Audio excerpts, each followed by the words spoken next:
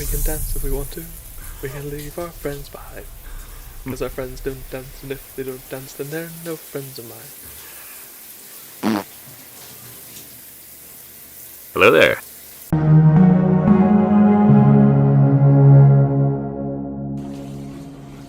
R2!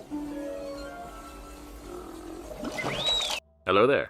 I'm Darren. And I'm Dougie. And this is The Real Sequels, the series of events that happened after Episode 6 in the books, novels, and sometimes comics in the expanded universe. And today we're on Chapter 26. So yes, Mara and Luke have been travelling through the forest for 2 days, and the lack of sleep, coupled with numerous vornskyr attacks on Luke, are starting to take their toll. Not that Mara will admit it to Luke. They reach a clearing and set up R2 to check for messages from the X-Wing, and they find a message recorded by 3PO, who was chosen because he could add a little extra to the encryption that R2 was already using. Just that bit of panache. Yes, but Salt Bay. Taking it up a notch. Bam! So 3PO explains what Card has told Thrawn, and that it seems Thrawn has dispatched stormtroopers to Hilliard to capture Luke and Mara. Card and Han are working on a plan to intercept Mara and Luke before they reach Hilliard, or to rescue them from the stormtroopers if they can't find the pair of them in time. While the message was playing, Luke had drifted off to sleep, so Mara stands up to make camp, cursing the Jedi's name as she does so, when R2 squeals a warning. As Mara claws for her blaster, a heavy weight hits her in the back, hot needles of pain stabbing into her, and her vision turns black as she hits the ground. R2's warning jolts Luke fully awake. Seeing Mara pinned by the creature, Luke howls like Ben did on Tatooine, the unnatural krayt dragon call distracting the vornskyr. Luke holds the creature's gaze as R2 trundles up to zap it with his welding arm. The vornskyr whips its tail at R2, breaking the welding arm, and starts to batter the droid with its tail. When R2 grabs the tail for a split second, Luke rolls in, grabs his lightsaber off Mara's belt, and springs up, igniting the blade, and he begins driving the creature away from Mara. When the creature suddenly pounces at Luke, he cuts it in half. Which, let's face it, is probably a better death than what would have happened if it had pounced at R2. Yeah. R2 like, covering it in oil and letting it burn to death. Yeah. So, after this, Luke offers to help Mara get up, but she refuses. And after she stands up on her own, she turns around to reveal she is pointing her blaster at Luke.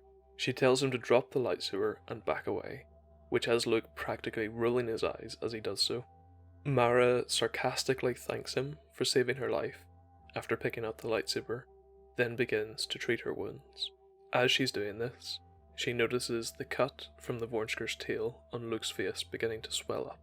Luke knows that she must be feeling the shock of nearly dying and the fatigue of the last few days, but he can also tell that she is doing her best to not let it show.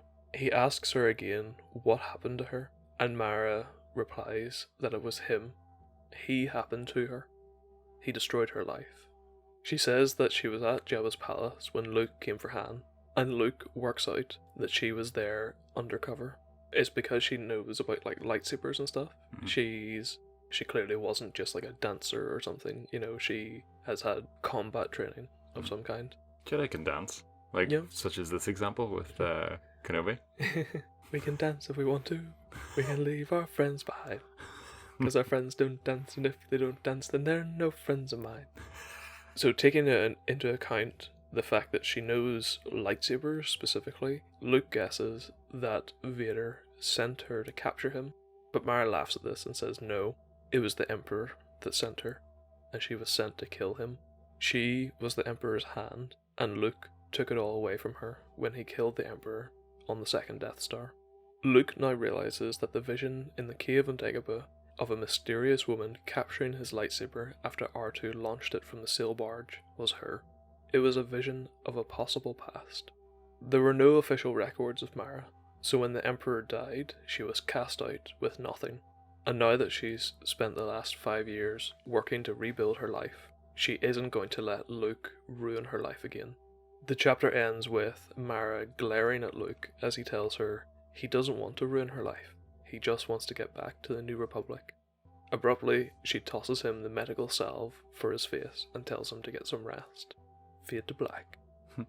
That's kind of cool. We were looking back on a few chapters ago whenever we got that first initial Force vision, and in the comics it was all in the book it was all kind of hush hush, who was a big mystery, and in the comics it was just Mara.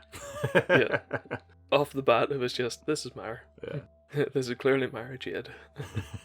As the thing of like these two guys now obviously are coming from polar opposites, and we now know, hang on, Mara was trained in the ways of the Sith, Luke in the ways of the Jedi, and it's kind of like, right, how is this going to end? Mm-hmm. Marriage, of course, but Spoiler. But yeah, things are about to get interesting.